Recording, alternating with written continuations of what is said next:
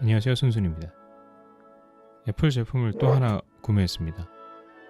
맥북 에어 M1 모델입니다. 최근에 맥미니 M1 모델을 너무 잘 사용하고 있어서 구매를 해보게 되었습니다. 맥북 에어는 512기가 8기가의 고급형 모델을 구매했고요. 박스를 열어보는 중인데 보시는 것처럼 참 거지같이 잘 안 열립니다. 이게 맥의 매력일까요? 네, 맥북 에어입니다. 이쁘게 생겼네요. 저는 이러한 맥북 에어의 수려한 모습 때문에 또 한번 애플의 호구가 되는 것 같습니다.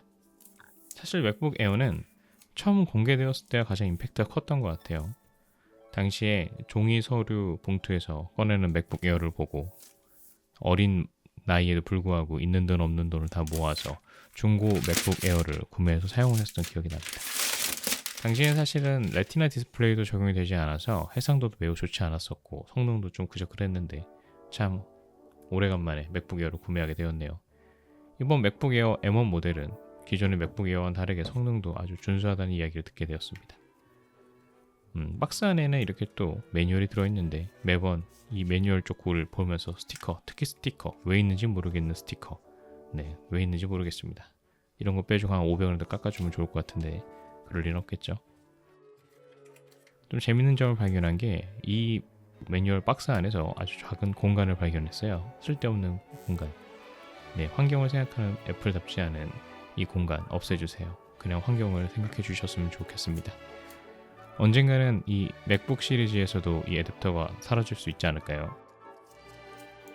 30W짜리 어댑터 들어있는데 언젠가는 어썸 거리면서 이 어댑터도 사라질지 모르겠다는 생각이 듭니다. 소중히 잘 간직해놔야 될 것 같아요. 같이 들어있는 USB-C 케이블이겠죠? 꽤 길이도 길고 두꺼운 걸 보니까 꽤 준수한 형태의 케이블인 것 같습니다. 가급적이면은 이 정품 케이블을 쓰면 좋겠지만 전 사실 이미 USB-C 타입의 전원 케이블들이 너무 많기 때문에 아마 사용하지는 않을 것 같군요. 2년 동안 저랑 같이 개발을 신나게 해왔던 맥북 프로 2018 모델입니다.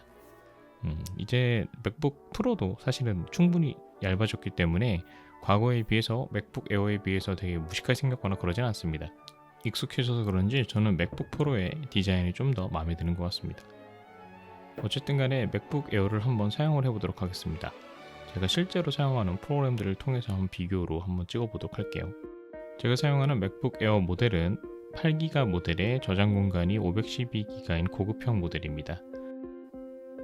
외관을 살펴보시면 좌우측에 스피커가 이렇게 위치하고 있고 그다음 좌측에는 USB-C 형태의 썬더볼트 단자 2개가 있는데 사실 이 부분 때문에 좀 단자가 많이 부족하다는 얘기를 많이 듣고 있죠.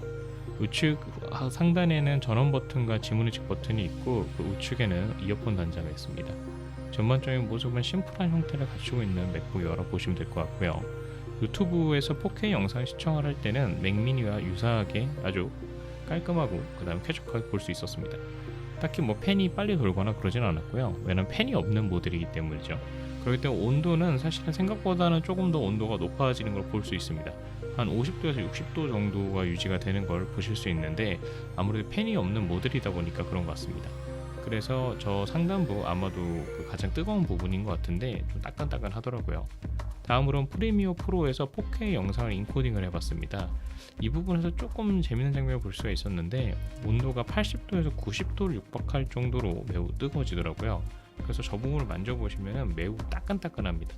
맥미니에서 저희가 테스트를 했을 때와는 좀 많은 차이를 보였는데 맥미니에서는 동일한 영상을 렌더링 했을 때 한 60도? 최대 60도 정도로 유지가 되었기 때문에 상대적으로 뭐 이렇게 뜨겁나? 이런 생각이 들었었습니다. 이번엔 안드로이드 APK 파일을 유니티에서 빌드를 해볼 때인데요. 사실 성능적인 면은 거의 유사했습니다. 사실 맥미니는 16기가 모델이고 맥북 에어는 8기가 모델이기 때문에 좀 차이가 있지 않을까 생각을 했는데 단기간의 퍼포먼스에서는 딱히 차이가 없었던 것 같습니다.